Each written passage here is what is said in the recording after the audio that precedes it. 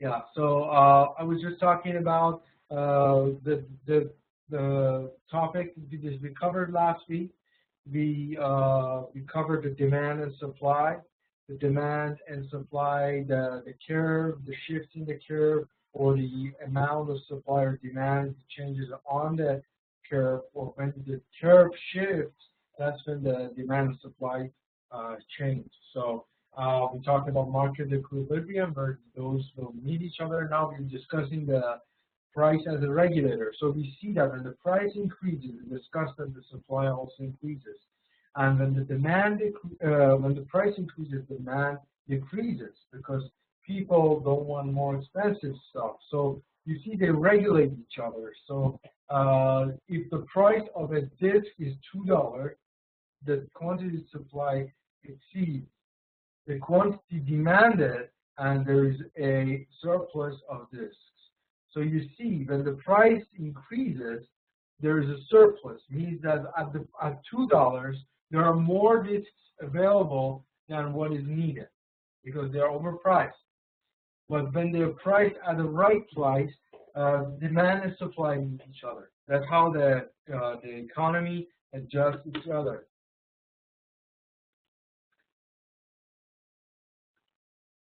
So, if the price of the disc is $1, the quantity demanded exceeds the quantity supplied. So you see at the bottom there's a deficit because the price is now underpriced. The demand is more than what is actually supplied. If the price of the disc is $1.50, the quantity demanded equals the quantity supplied. So at $1.50, you see we get to equilibrium.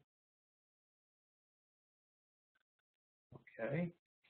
Market equilibrium, price adjustment. At prices above the equilibrium, a surplus forces the price down. At prices below equilibrium, the shortage forces the price up. So at the equilibrium price, buying plans and selling plans agree, and the price doesn't change. Mr. Muhammad, please mute your microphone. So we're just talking. So when we have surplus, when we have extra because of the higher prices,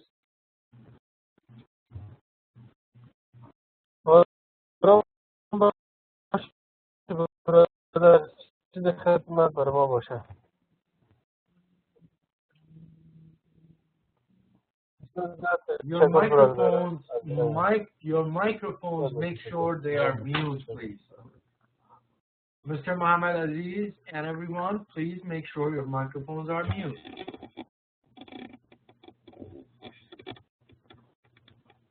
Can everyone make sure your microphones are mute, because you will interrupt the class, unless you want to say something in the class.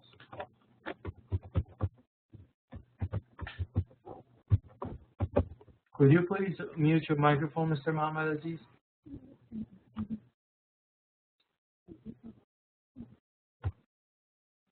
Okay, I will say, so there's a question here. Please correct me if I'm wrong. Okay, now it's muted, Mr. Muhammad Aziz. Thank you. When the prices increase, supply increases and the demand increases. You're right, Mr. Nawabi. Yes, when the prices increase, the supply increases and the demand decreases. So as you can see here, the price adjustments, when you have surplus in the market, the surplus pushes the price down, so it gets back to equilibrium. When there is shortage, the shortage pushes the price up, so it gets back to equilibrium. So you see how it sort of adjusts itself. Market equilibrium. Because the prices rise, if it's below equilibrium, and then it falls if it's above equilibrium. And it remains constant if it's at the equilibrium price. The price is pulled toward equilibrium and remains there until some event changes equilibrium. So predicting changes in price and quantity. A change in demand. So this figure shows the effect of change in demand. So an increase in demand shifts the demand curve rightward and creates a shortage at original price. So you see, when demand increases, the curve is actually moving. So you need more supply now in order to have equilibrium. Look at the blue curves. That's where the demand was. But when something has pushed the demand curve, when the demand actually increased because of the number of customers increased or whatever that was the reason, but the demand curve shifts. So now your equilibrium, instead of price of 1.5, is already at 2.5. There's already a $1 increase. So the price rises and the quantity supplied also increases. A change in supply.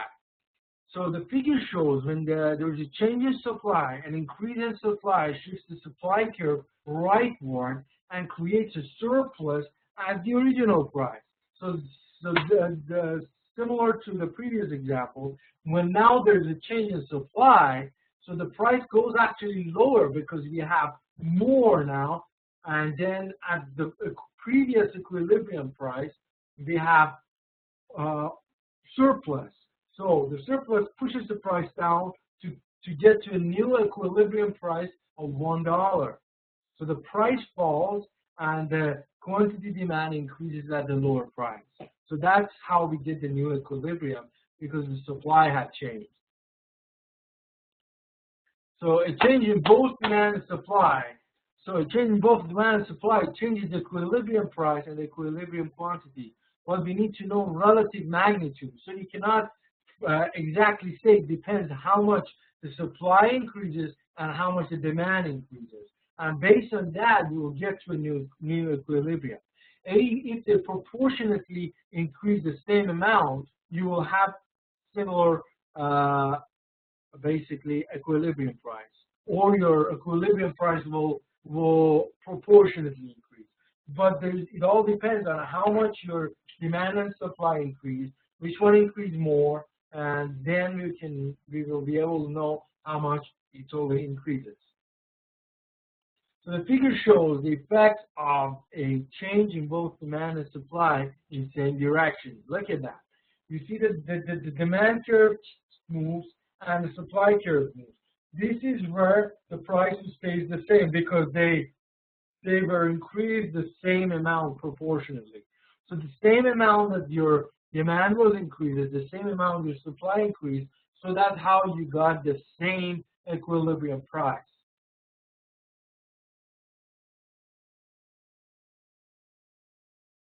So it all depends.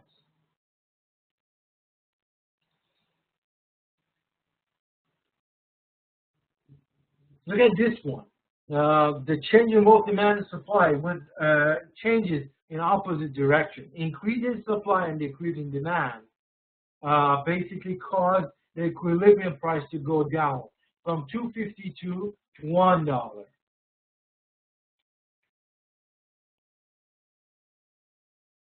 So that was the end of the demand and supply. Are there any questions before we go to the next chapter? Any questions? Any comments or questions?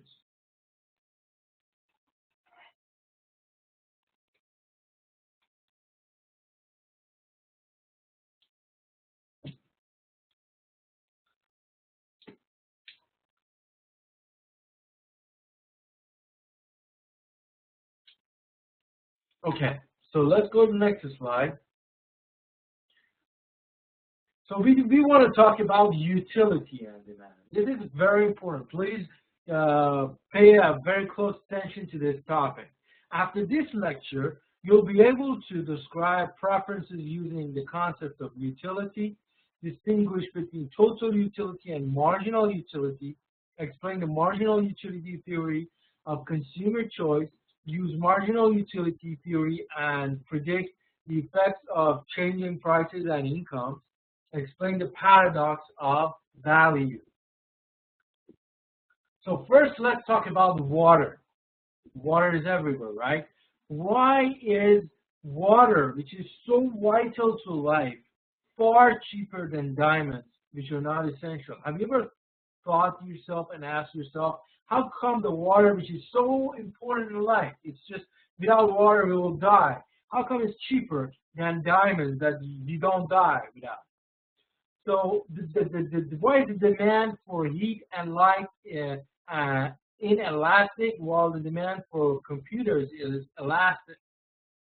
This chapter helps you to answer these questions. So do you have any answers before we move forward? Does anyone want to answer why? Does any one of you know?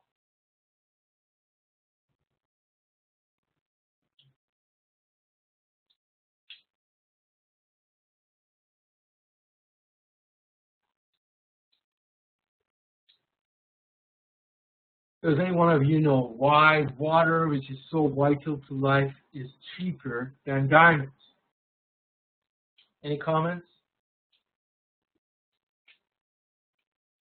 Anyone? Are you guys listening?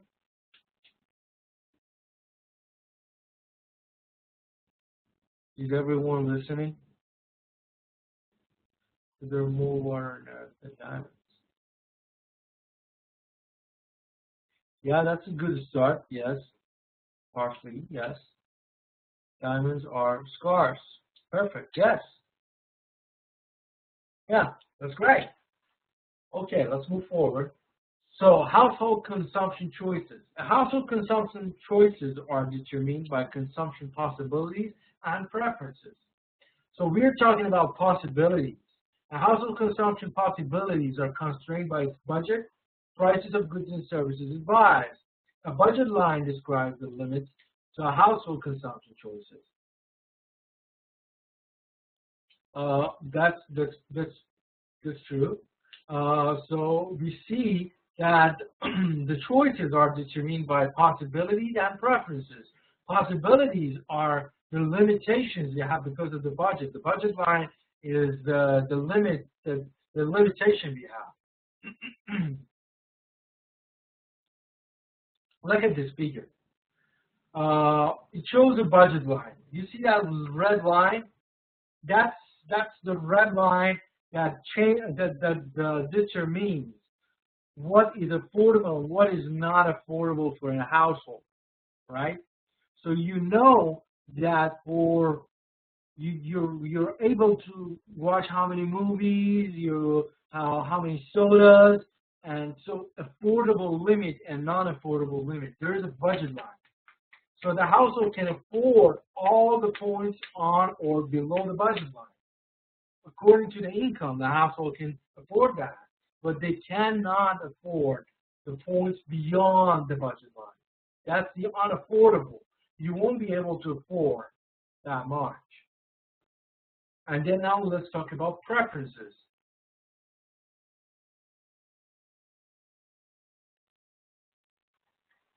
Preferences. A household preferences determine the benefits or satisfaction a person receives consuming a good or service. So, what a household prefers is basically the benefit and satisfaction they get from a good or service. So, the benefit and satisfaction that they get is called utility. So this is important. This is a key term. We will be using this all through the semester. So I want you guys to remember that and keep that in mind. So by utility in economics, we mean the benefit you get from consumption of a good or service. And total utility is the total benefit a person gets from the consumption of goods. Generally, more consumption gives you more utility. So these are key terms that all through the term we'll be using. So I want you guys to please keep that in mind. So by preference, first of all, we meant the benefit you get. If your preference shows how much satisfaction or benefit you get, and then when the benefit you get from the consumption is called utility. So utility is determined by your preferences. And total utility is total benefit that you get. Pretty simple. but just it becomes confusing if you don't remember that and don't internalize it in your mind as we move along. Look at here. We have the household consumption choices. We have six-packs, utility. So as you can see, as the number of your consumption increases, your utility is also increasing. Can you see that? So at one, using one six-pack, you'll be using 75 utility. At two, you're getting 150 utility. Can you see the increase? Yes, it means consumer satisfaction or benefit. The total benefit you get, we call it utility economics. So as you use more, your utility is increasing. Now let's talk about marginal utility. This is very important. Marginal utility is the change in total utility that results from a 1 unit increase in the quantity of a good consumed. So going back to the soda examples, when you consume 6 packs of sodas, you're at 75. When you use 2, the 1 unit increase in the 6 packs gives you a difference of another 75. So marginal utility in this example is 75. But at 3, the marginal utility is not double. It's different. Sorry, at 3 is 150. At 2 is somewhere around 100. So it's the second black dot at 2, it shows something like 100, and at 3 it shows 150. So the change in total utility is called marginal utility by adding 1 extra unit of consumption. So the benefit or satisfaction from consuming a good or service was called utility, and by total utility was total benefit. And then marginal utility is the change in total utility by adding 1 unit. So as the quantity consumed of a good increases, the marginal utility from consuming it decreases. We call this decrease in marginal utility as the quantity of a good consumed increases, the principle of diminishing marginal utility. So as you can see here, back in this chart, the increases in the quantity, of course, there are increases whenever we add 1 unit of consumption. There is increase in utility, but that increase becomes less and less as the number increases. What it means that when you have 1 6-pack of soda, your marginal utility is 75. You're enjoying the most. But at the second pack, as you use the second pack, your benefit, your satisfaction will not be extra 75, it will be less. It will be extra another 25. And at the third, it will be even less. Are you following me? So the increase in the satisfaction will become less and less. So that's what we call diminishing marginal utility. Are you guys following me? Is there any questions so far?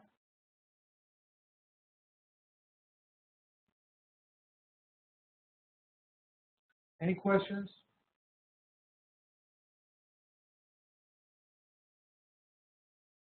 Does anybody have a question?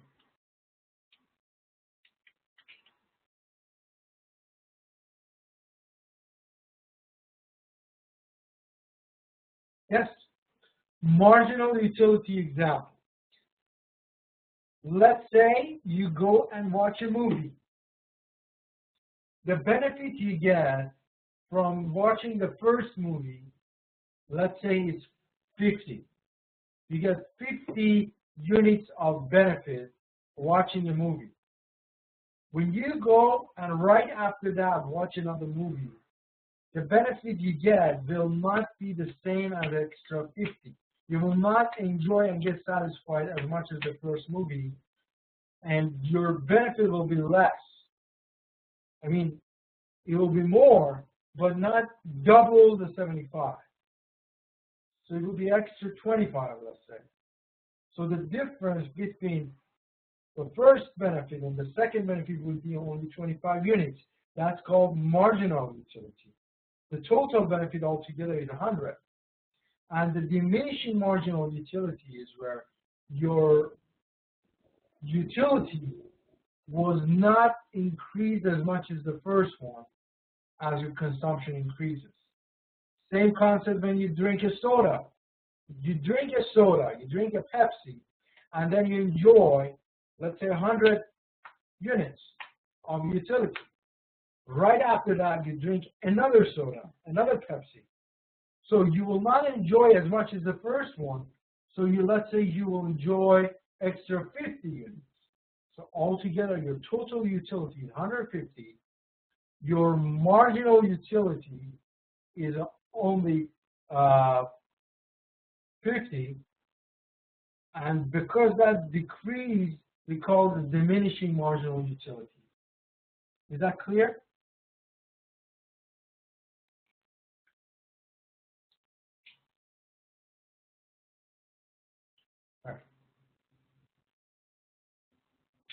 Cool. So household consumption choices. This figure illustrates diminishing marginal utility. Utility is analogous to temperature. So both are abstract concepts and both are measured in arbitrary units. This is important. So when we talk about utility, it's an abstract concept. It's not a tangible one. We cannot take a meter and go measure it, but it's an abstract term like temperature. So we need to keep that in mind. Maximizing utility.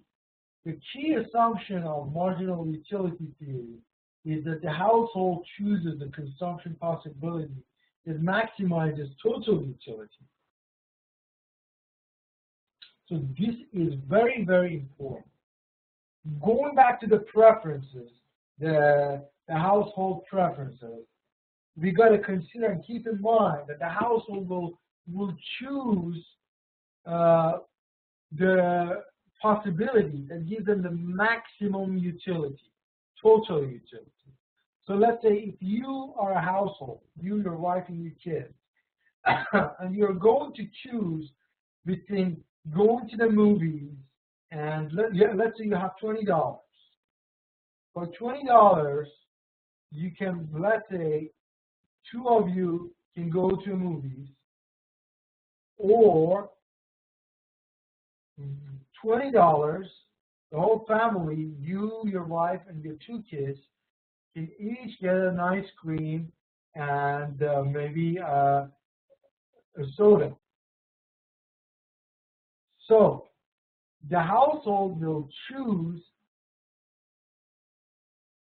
the one that gives them the highest marginal utility, highest total utility, total utility.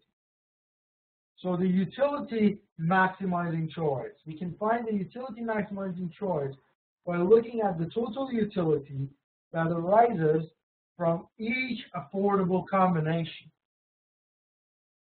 So we always look at the combinations and our affordability, and then based on that, we'll make a choice.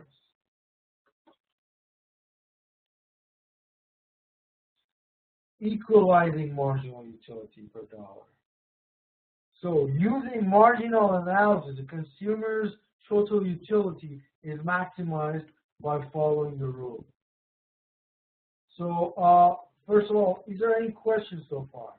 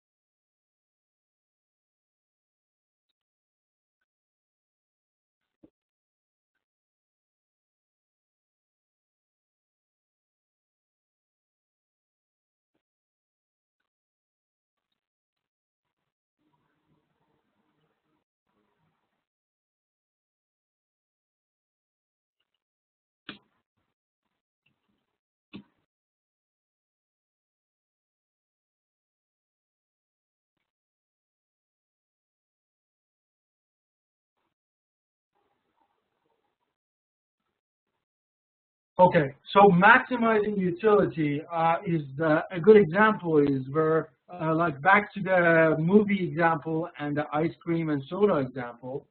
So you always want to maximize the utility or satisfaction or benefit you get, considering your affordability also. So a good example is in that case, you will want to make sure you get the maximum utility possible with the dollar that you spend, right? So you will choose what gives you the maximum benefit. So equalizing marginal utility per dollar spent.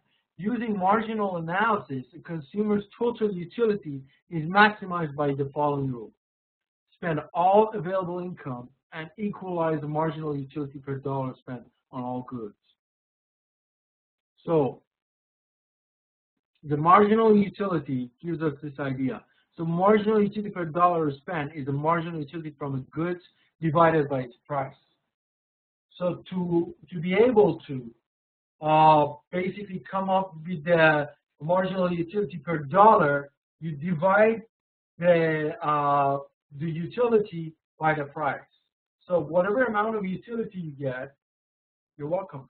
Whatever amount of utility you get, let's say you get 50 units of utility, you divide it by the price of that good or service you got, you get the number of units of utility per dollar. Or you'll find out how many each dollar will get you utility, how much of utility. So we call the utility of movies marginal utility of movies. Call the marginal utility of sodas marginal utilities of sodas. We call the price of movies as the P of M, and call the price of sodas as PS. The marginal utility per dollar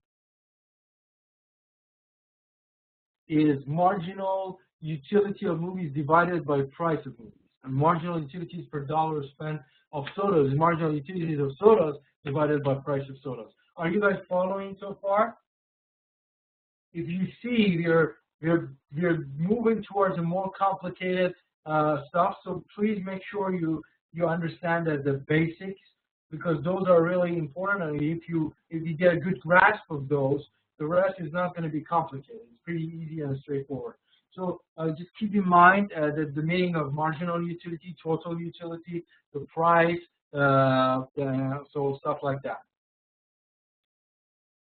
So the total utility is maximized when your marginal utility of movies divided by price of movies equals the marginal utilities of sodas divided by price of sodas. So you would better off when you get this much sodas and this much movies and you get a similar marginal utility. Are you guys following? So you want to enjoy the maximum amount possible based on the dollar you spend with regard to sodas, and similarly with regard to movies. You don't want to spend too much movies, exhausting all your money, and then cannot drink any sodas. And you don't want to drink so much sodas that you cannot watch any movies. You want to watch certain amount of movies where your marginal utility per price and equals the amount of utility or satisfaction or benefit you get from basically sodas.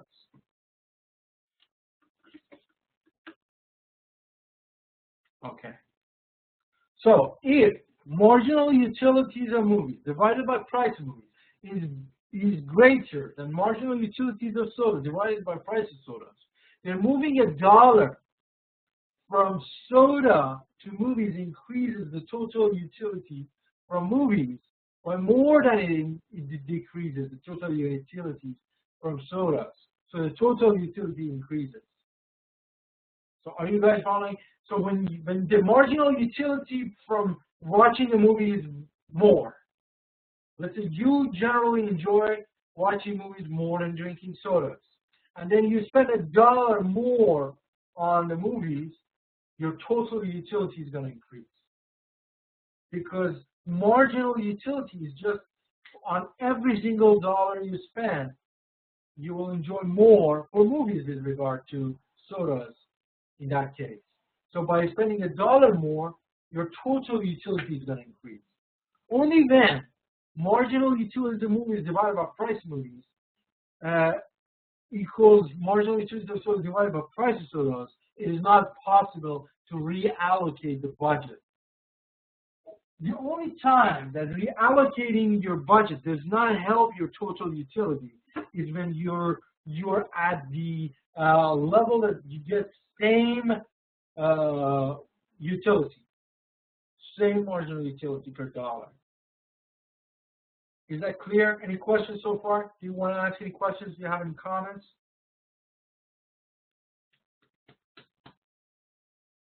Any questions or comments?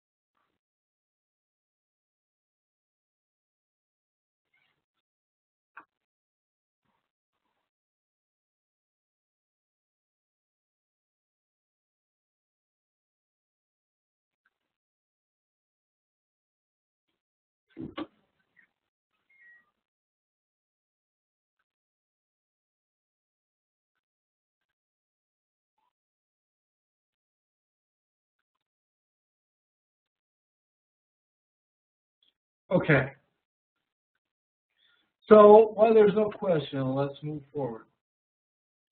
Similarly, if your marginal utilities of sodas divided by price of sodas is more and greater than marginal utilities of movies divided by price of movies, then moving $1 from movies to sodas increases your total utility. So we're looking at a similar, different example. I mean, similar concept, but if you would get more marginal utility per dollar from sodas. So spending $1 more on sodas and reallocating from movies to sodas will increase your total utility. Again, only when marginal utilities of movies divided by price of movies equals the marginal utilities of sodas divided by price of sodas, it is not possible to reallocate. So reallocation only makes sense when you have a similar marginal utility per dollar. So as you can see in the chart, that green stuff down there at the right-hand side, utility gained from more sodas than from movies.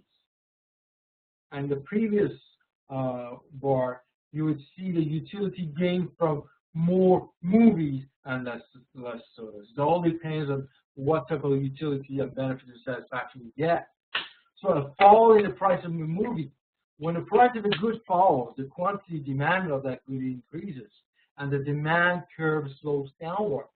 For example, if the price of movies falls, we know that marginal utilities of movies divided by prices of movies basically rises. So before the consumer changes the quantities consumed, marginal utilities of movies divided by price of movies already increase. For restoring the consumer equilibrium, maximum total utility is that the consumer increases quantity of movies consumed. So you've also got to keep in mind that your marginal utilities of movies and price of movies is divided of two factors. One is the price of movies and one is marginal utilities of movies. So if you have less at the price, so basically the whole thing will increase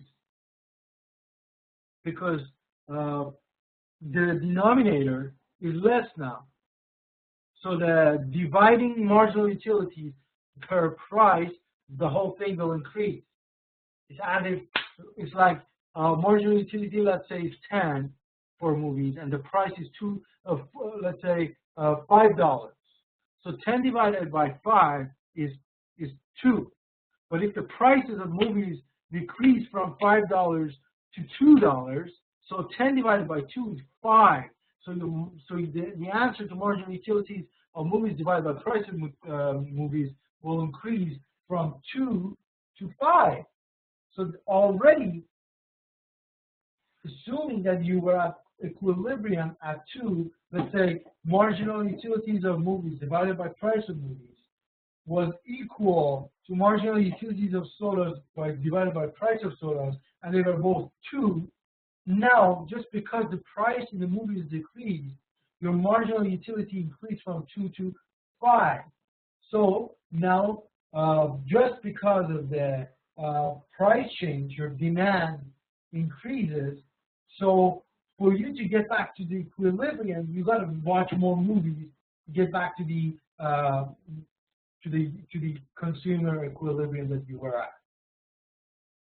Is that clear? Please don't hesitate to stop me whenever you have questions or it's getting confusing for you or you need more examples or anything. Just let me know. I want you guys to follow so that we can move along. I don't want you to get confused. So are you guys following so far? Are we good? Okay.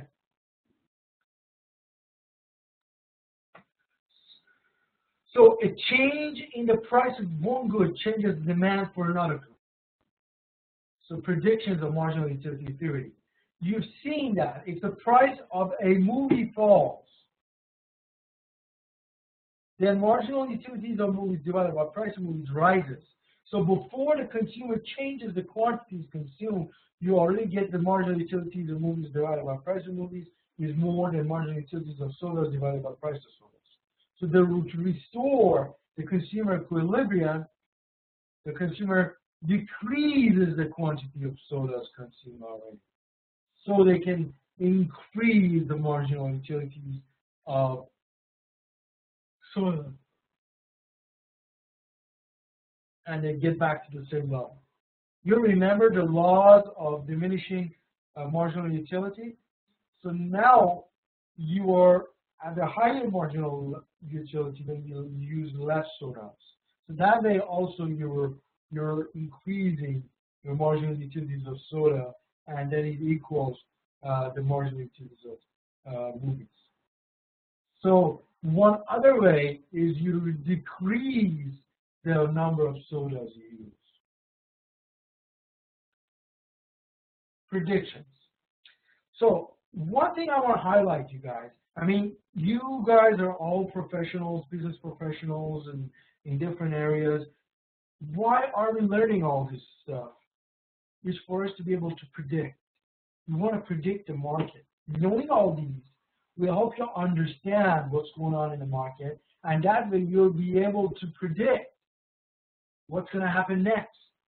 You're going to predict the consumer's behavior. You're going to act in response or basically initiate some actions just based on your understanding of the market. So please keep in mind that knowing all these and understanding these is going to help you to be successful in the market. So it's not just some theories that are out there and you just want to memorize them and get confused about them. These are stuff that helps you predict the market. So please keep that in mind. A fall in the price of a movie increases the quantity of movies demanded, and a movement along the demand curve for movies. So as you can see, you remember we discussed that when the price falls, the demand increases. So we have that movement along the demand curve, right? So, and decreases demand for soda. So shift of soda demand curve for soda. Are you following? So you have an increase in the demand curve for movies, but a decrease in demand for sodas.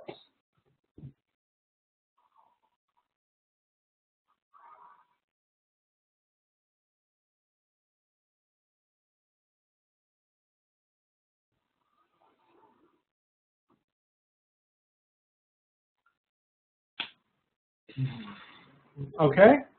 Any questions? A rise in the price of soda. Okay. So now suppose the price of soda rises. So we know that the marginal utilities of sodas divided by price of sodas falls. So before the consumer changes the quantity consumed, already the marginal utilities of sodas divided by price of sodas is less now. So as you can see, the price is a determinant in this equation.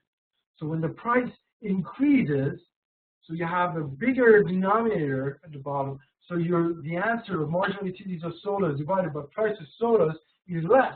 So your marginal utilities of movies divided by price of movies is more already.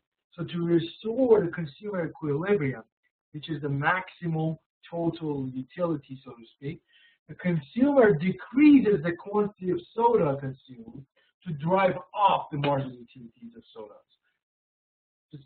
Just keep in mind, we are using the demand and supply understanding in the marginal utility. So everything that we just learned in the previous session and earlier this session regarding the demand and supply is actually coming in handy. We talked about shortages and surpluses in demand and supply. We see that it's also effective in the marginal utility. You see that when the price increases, the demand for sodas, what? When the price increases, the demand for sodas, does it decrease or increase?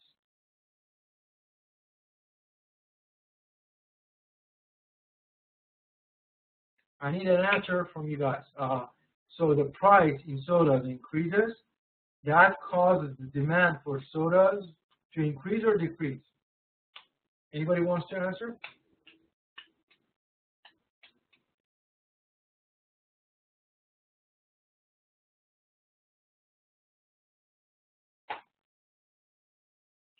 I'm waiting for one of you to answer.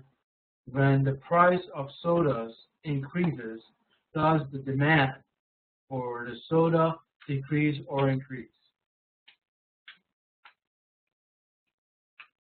Anybody? Anybody who's going to comment? Okay, yes, finally. Yeah, it decreases. So the demand decreases, and that decrease in demand will push the prices down to another new equilibrium. So then your marginal utility will increase. Yeah, you're right, decrease, yeah. So, and this will increase the quantity of movies consumed and drive down the marginal utilities of movies. And then it will restore back. So you see how economy fixes itself. It's very important. It's very, very important. When you study economics, basically the most basic expectation you got to have from yourself. I remember first session we talked about your expectations from the class of economics, what you want to learn and stuff. But basically, the minimum you got to expect from yourself, and the minimum you got to understand is economy fixes itself, adjusts all the time. So when we have depression, when we have troubles, when we have downfalls or up downs, it's just because of certain fixing that is happening in economy. So economy, it's moving on. It's fluid. It's fluid and it's moving on. So if something changes, it will be adjusted somewhere else. So when you see that the economy is kind of crashing, it's not actually crashing, it's just adjusting. So knowing and understanding that will give you a certain level of confidence when you're a business person in order to be able to use the opportunities and also utilize the opportunities and try to create opportunities out of threats, out of crisis. You try economically understand what's going to happen, predict what does happen, and basically apply that to your business. So that's how business economy is important and useful when it comes to understanding the market. So basically, there is no crash of economy. It's just adjustments that are happening because of certain overratedness of the economy like before. Let's say the housing market, let's say real estate market was booming from year 2000 to 2008 or even 2005. I mean, 2000 to 2005, so to speak. Suddenly it crashed, but actually it didn't crash. It was just adjusting because it was expanding too fast, and it was just getting back to where it has to be. And right now, it's booming, so it's just adjustment of economy. It's just moving and moving forward and backward. So understanding economics helps you understand that, and that's the least or minimum you want to expect from yourself. So a rise in the price of the soda decreases the quantity of soda demanded. A movement along the demand curve for soda. You see that? And an increase increases the demand for movies. A shift of the demand curve for movies. So as you can see here, when the prices of sodas basically decreases, the quantity of soda demanded will increase, right?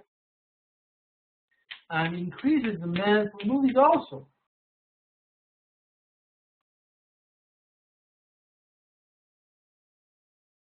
So we have a rise in the price of soda. So let's say instead of paying $1 per soda, now you have to pay $1.50. So now people, instead of going to spend more on sodas, they will spend more on movies. And that will create a change in the demand curve for movies. So, predictions of marginal utility. Rise in income. When income increases, demand for normal goods increases. You talk about, you remember those inferior goods and normal goods. We talked about it. Can everybody hear me? Can you just confirm if everybody hear me? Those of you who can hear me, can you verify?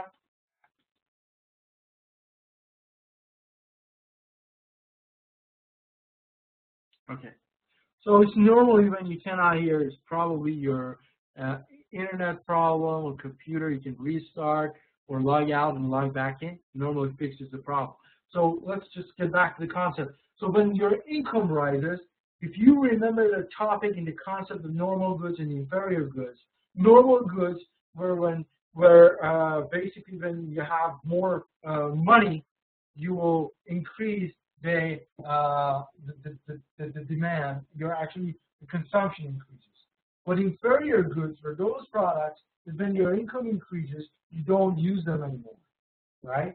We talked about certain like pre-made foods that are cheap. And if somebody's income increases, instead of buying more of those, they'll buy something probably more expensive but healthier or more tasty kind of thing. So then we talk about individual demand and market demand. So the market demand for a good is the relationship between the price of a good and total utility, total quantity demanded of that good. So, as you can see, there is a relationship between price and the quantity demanded. And the individual demand for a good is the relationship between the price of that good and the quantity demanded. The figure on the next slide is going to show you how we can sum up individual demand curves to obtain the market demand. Look at it here. You have Lisa's and Chuck's demand for movies. You add them up, it turns into market demand.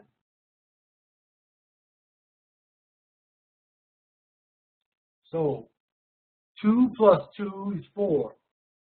You add them up, right? So 2 plus 5. So each single dot has changed into a new one. because it's the addition of every single individual demand. So instead of, as you can see, the beginning, everything is going to move and shift because you're adding these individual numbers together to come up with a final market demand curve. It's just the addition of all these together. So marginal utility and elasticity. We can predict the price elasticity of a demand for a good by knowing the characteristics of marginal utility of that good. So we are going to introduce another topic and another concept called elasticity. So if as a quantity consumed, marginal utility diminishes rapidly, then a given price change will bring a small quantity change to restore consumer equilibrium, and the demand will be inelastic. So basically, what happens here is when the quantity that we consume, the marginal utility diminishes very rapid and very fast. So means that from the first unit of consumption to the next, the decrease in marginal utility is huge. Then it's an inelastic kind of basically product. But then, and when consumers maximize their utility, they're using the resources efficiently. So, and the marginal benefit from a good or service is the maximum price the consumer is willing to pay for an extra unit of that good or service. So basically, going back to the previous slide, because I want to make sure you understand the concept of elastic and inelastic. So basically, let's go to the example of water and diamonds. Now we are getting to the point where we want to answer that question with more of economical understanding and answer that with a more of an educated answer rather than just the resources, which is part of the thing, but actually economically answering it is more complicated than that.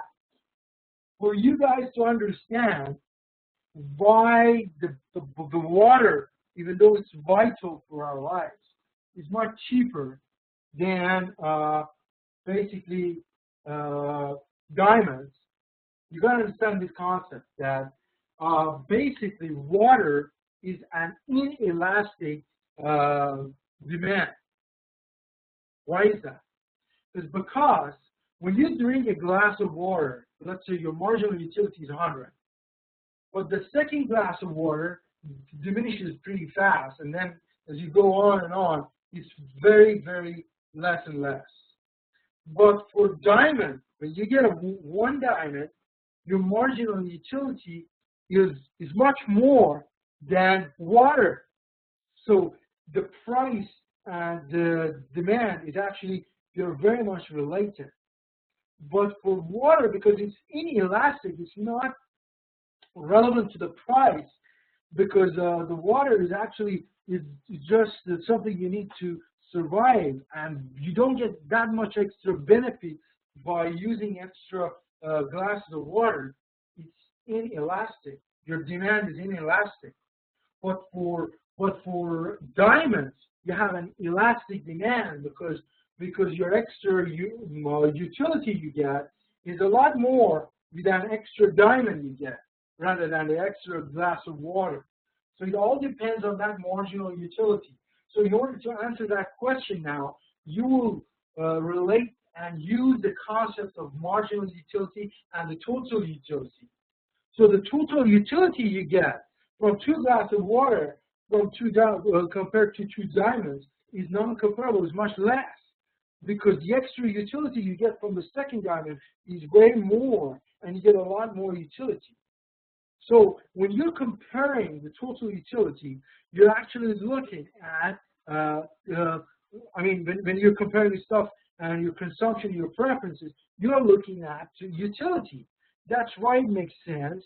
Looking at the next slide, and it says consumer efficiency. You want to be more efficient. You want to be efficient enough. It doesn't mean that you spend all the money you have on diamond. Let's say you make $1,000 or $2,000 a month, and then you spend $2,000 on your diamond, and you're left with no money to buy food and water, and you have nowhere to stay. I mean, that's insane. It's not what I'm saying. Of course, you need to survive.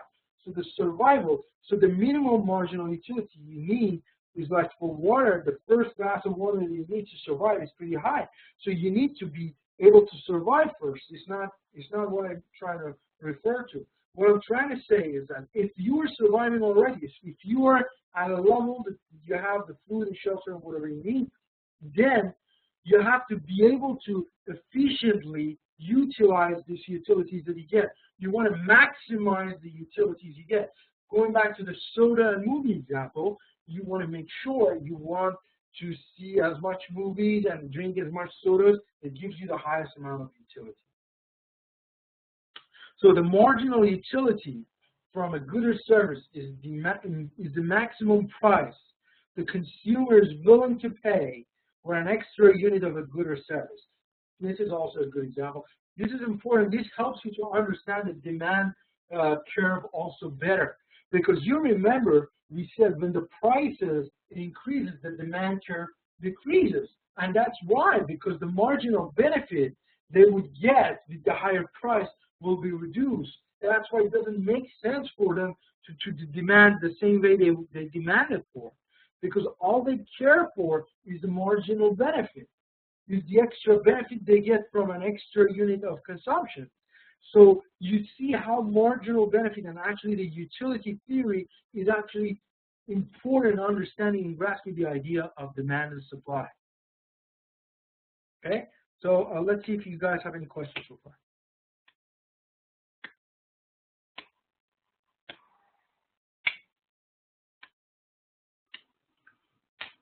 Any questions? Okay. So the paradox of value. This is also cool. The paradox of value, which is the why is the water, I was just trying to explain that, which is essential to life, far cheaper than diamonds, which are not essential, is a result of distinguishing between total utility and marginal utility. So the same concept I was trying to explain. The total utility and consumer surplus for water is large, while the marginal utility and the price of water is small. Look at these. The top one is quantity of water, and then the second one is the diamond. The total utility and consumer surplus from diamonds is small, but the marginal utility and price of diamond is large. You understand what I was trying to say?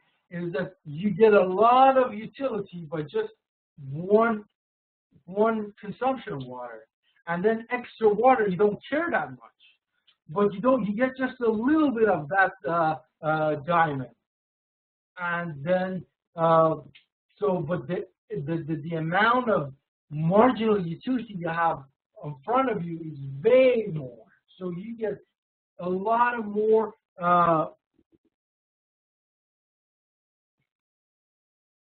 marginal utility. Mr. Navabi, I don't understand your question. The surplus, in what respect are you asking about?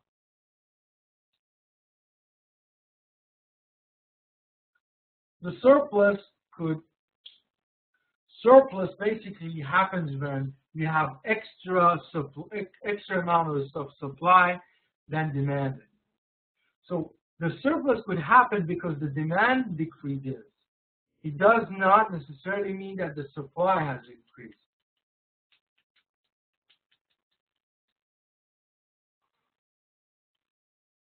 That's one of the ways. Or the supply just increases, that's where the surplus happens. So the price has not changed, demand has not changed, but just suppliers are supplying more. And the demand has been the same as it was. So again, you will have surplus.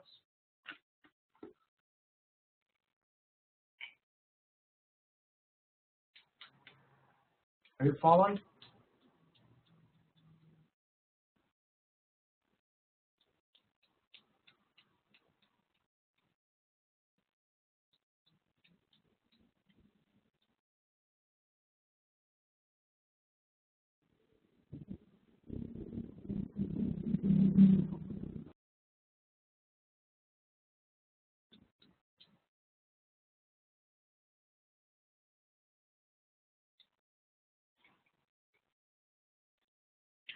The surplus does not necessarily mean that the stocks of suppliers. I mean, they could put it in the stocks. It could be in the market. What it means exactly means that the stuff you have supplied out there in the market, and when people are buying it. Just a very simple example is, let's say you have a concert, okay, and the concert there are 100 tickets out there, okay. So those 100 tickets require 100 audience, 100 participants, right? So if you have 100 concert tickets, you only have 20 clients, 20 buyers. You're left with 80 ticket surplus. Okay, there are many reasons that basically that surplus happens. It could be that your concert is not interesting, or only 20 people among that group that you're addressing are interested in that concert. Or it could be because they're too expensive, only 20 people can afford to attend that concert. So then you have a surplus. But it could also be that you are just oversupplying the number of seats, because there are only 20 people and you're just supplying more tickets. Yes, in some way, yes. Surplus happens when you have extra.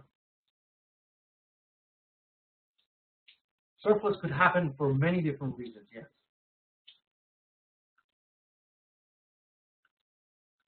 Okay, so that was the end of the lecture for today. So I want to give you guys a couple tasks, because today was kind of an important day.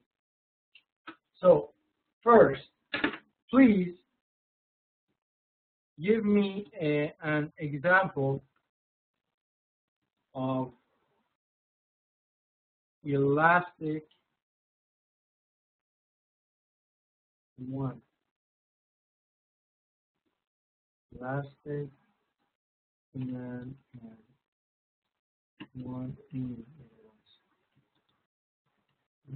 So first of all, give me an example of one elastic demand and one inelastic demand. Just right now, please start writing it down and we want to discuss it. Knowing that water was inelastic and diamond was elastic. And demand, there was a diminishing demand.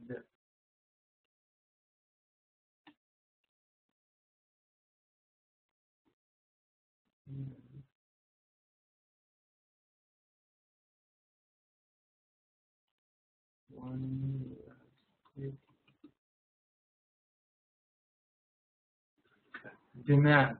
The D was missing in the question.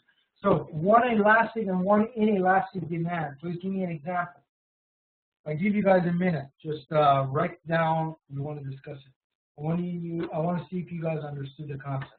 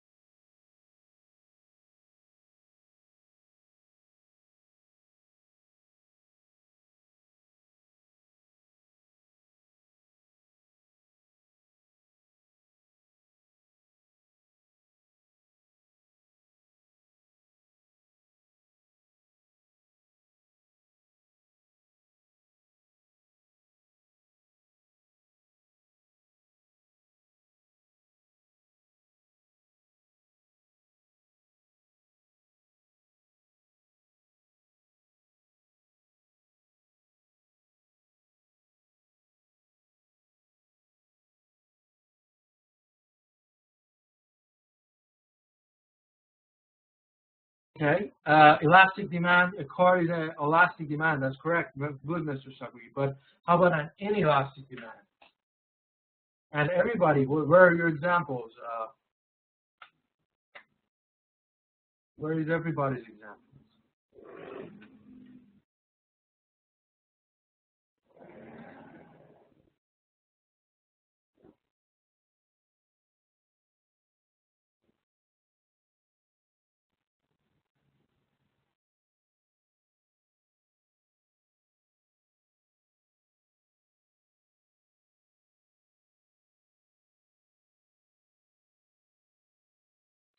Actually, houses are for purchase is pretty elastic demand because basically money is also a medium. It's not considered elastic or inelastic because I mean money. If you are talking about loans and borrowing, it could be a different thing. I mean, but when it comes to interest rates and how it affects the money that you can borrow, so it's actually elastic. All these are elastic. Inelastic demands are normally the basic requirements like water, like just a place to live, not necessarily a house that you have to own, just a shelter, a minimum shelter is inelastic, or clothing, basic clothing, shoes and stuff. I mean shoes, even shoes, when it comes to branded shoes and regular shoes are inelastic, but branded shoes will be elastic.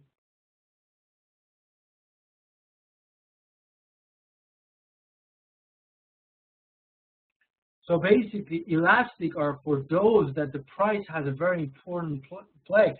But for diamonds, it's elastic demand because price change changes your demand a lot. But price change does not change your demand on water. Life-saving medication is inelastic. Inelastic means price change does not change your demand. Those people who are sick, they still need medication, no matter how expensive they are. So it's inelastic. But elastic is when the price has an important role in their demand. So car increasing the price, like if it's a very fancy car, people don't buy it if they can't afford it. So demand diminishes. So it's elastic. Yes, so it's important to understand the concept. You see why these tasks are important in the class because it helps you to implement it in real case scenarios. Okay, so that's for one. The second one, the second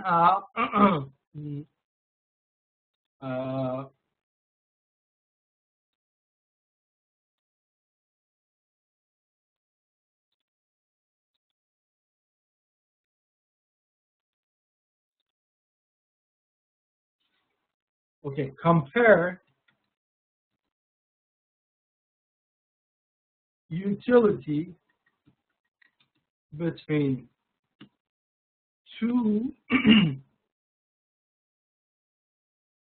products. You demand. So compare the utility. Same way that we're comparing the movie's utility with the soda's utility. I want you to use the marginal utility of whatever. Tell me what product you're using. Like write it down. Let's say if it's movies, put movies equals to M, and then marginal utilities of M divided by price of M. Tell me those two, which one has a higher utility, and tell me how you can reallocate. So, and then the utility is also, there's a typo here. So let me write it down again. Copy.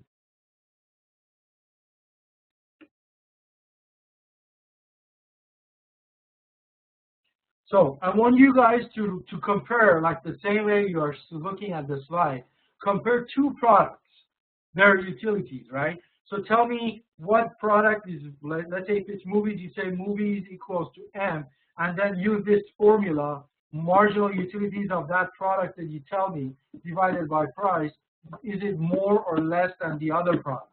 And tell me how we can reallocate the utility, the total utility. elastic demand is a type of demand that will rise or fall.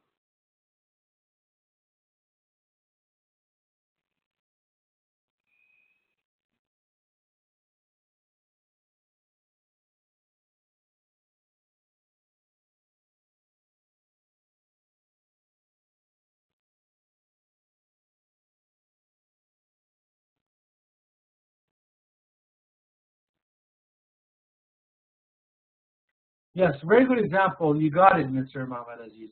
You got the elastic and inelastic.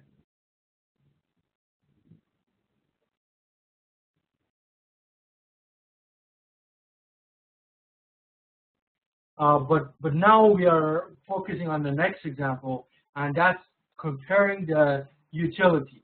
So use this formula: marginal utility of the product you use divided by price of that product you use, and then compare it in another product, and tell me which one has a higher utility, and then tell me how you can reallocate the utility. Okay? So this is a tough one. I give you a few minutes to think about it. Please, all of you, I want you to do that, and please consider this.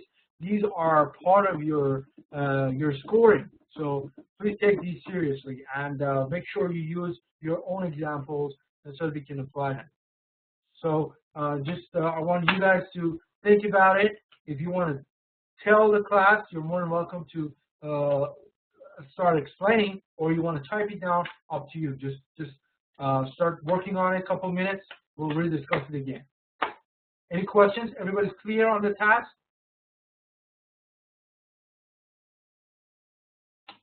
Anybody's clear on this task? Okay, so just it starts right now. A couple minutes later, we'll discuss it together.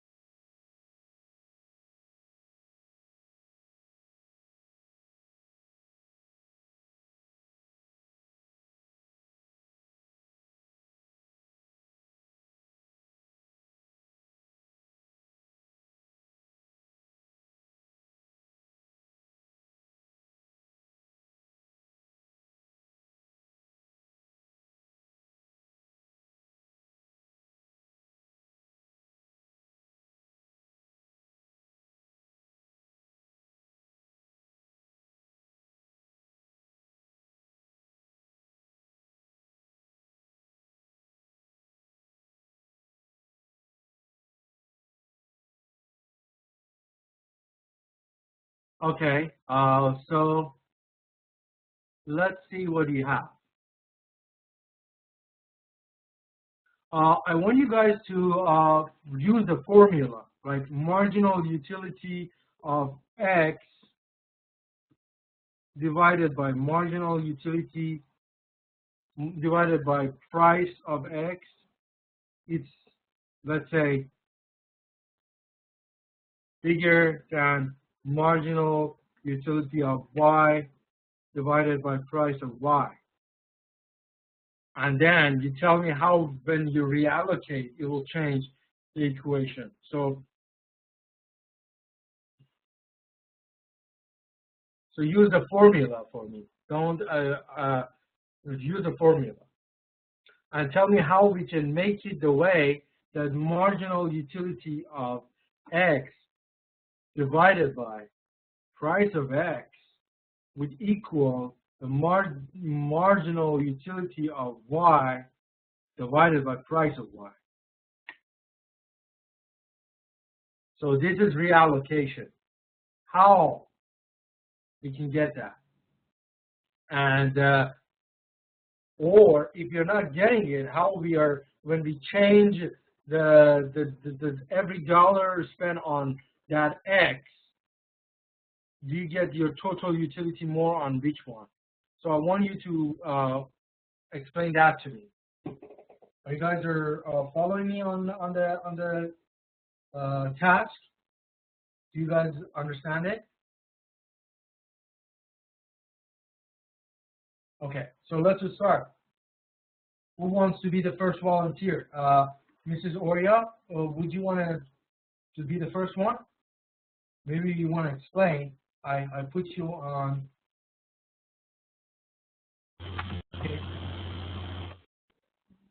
I volunteer you to be the first one if you don't mind.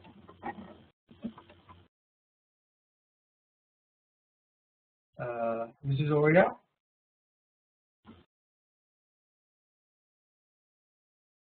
Hello?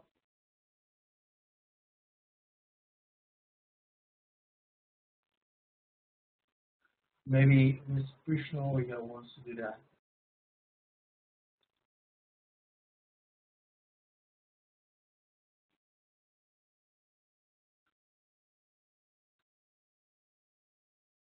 Or one of the gentlemen, Mr. Nababi, would you want to be the one?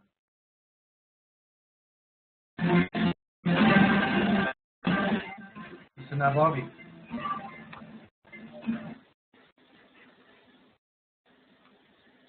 Would you want to answer the question?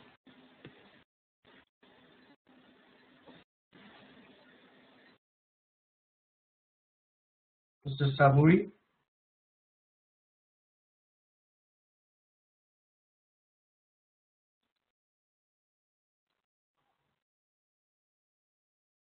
Hello, do you hear me? Yes, I can hear you, Mr. Saburi. Yeah, I brought an example that is difficult to be scaled. That is the security and the standard of life. Because, yeah. So how about a simpler example? Choose two simple everyday products. Choose let's say hot dogs and popcorns, or hot dogs and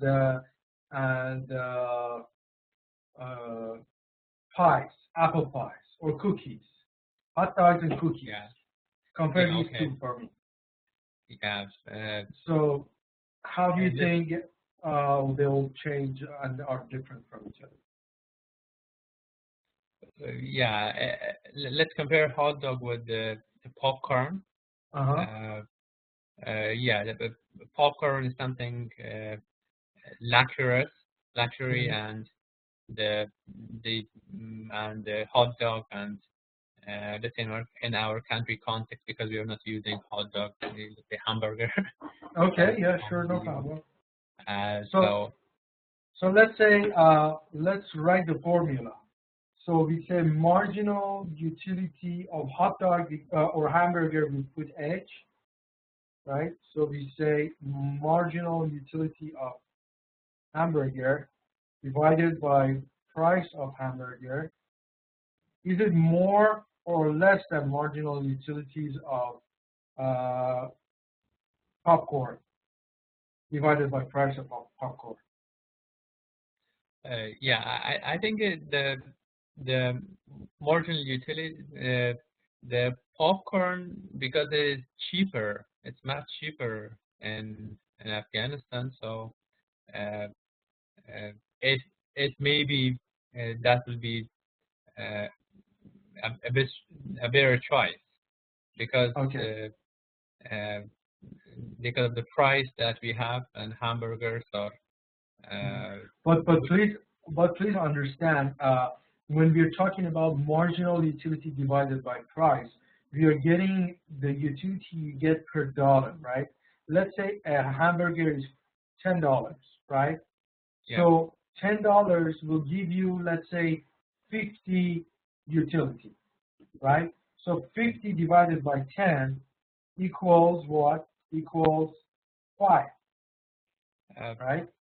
Yeah. So, but marginal utilities of popcorn, we say P, divided by price of P equals what? Let's say price of popcorn. How much is the popcorn? It is $1. Let's take it $1 and yeah, $1. So and $1. 10. 10. So okay. So 10 by 1 is 10. Yeah. So in this case, you have the marginal utility of hamburger divided by price of hamburger. Is it more or less than popcorn then? It is less than that because that's Okay. 5, and so Less, we will go with the popcorn. Marginal utilities of popcorn divided by price of popcorn. So this is it, right? So this is so far where we get. So now, taking $1 from from the hamburger and putting it to your popcorn, does it increase your total utility or decrease it?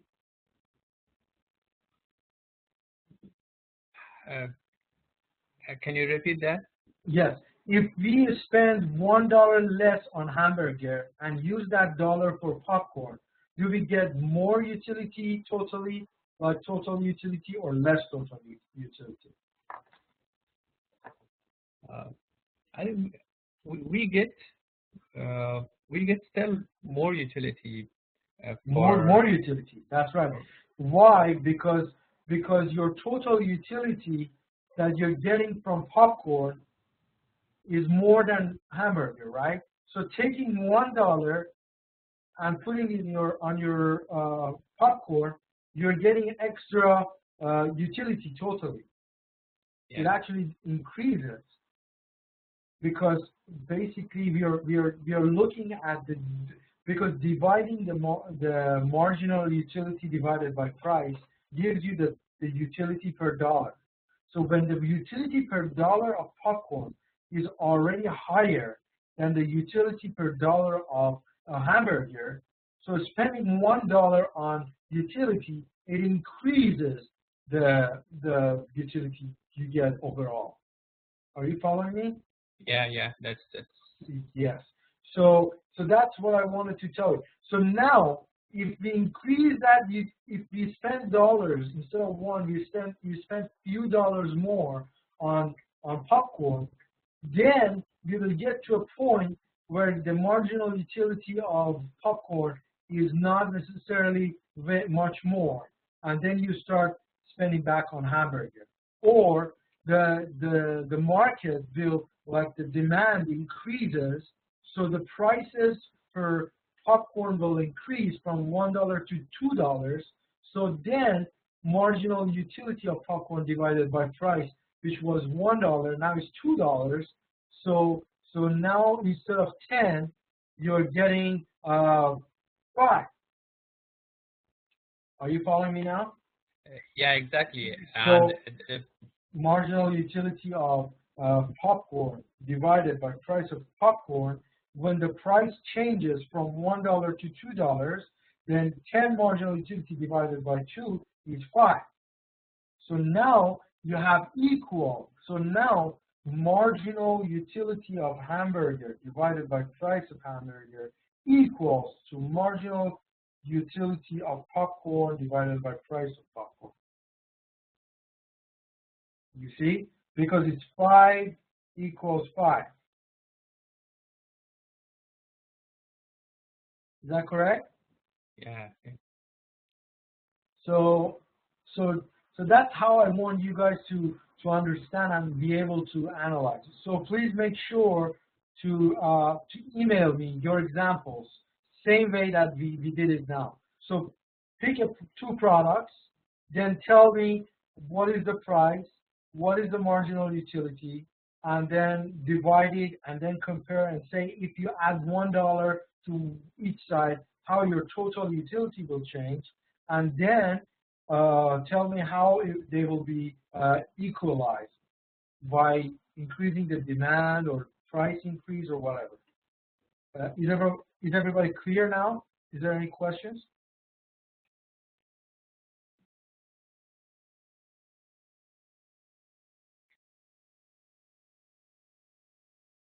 Does everybody follow the concept? Is there any questions now?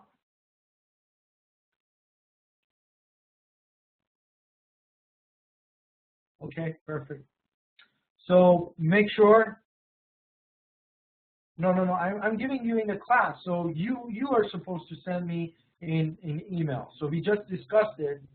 So please email me your answer. So it's right here. The assignment is compare the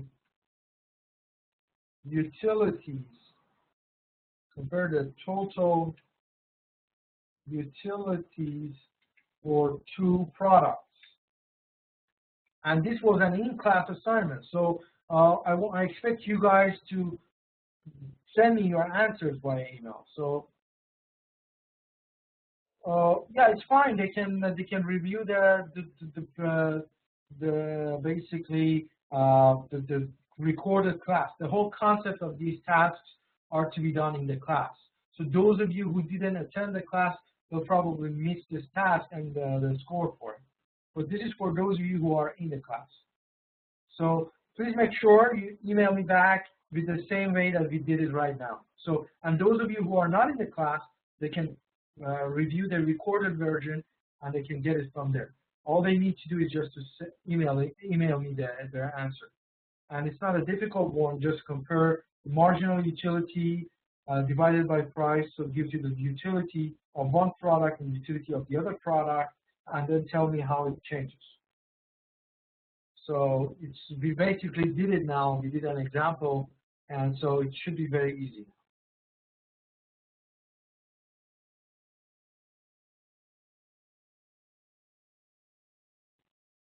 Okay? Are there any questions before we end the class?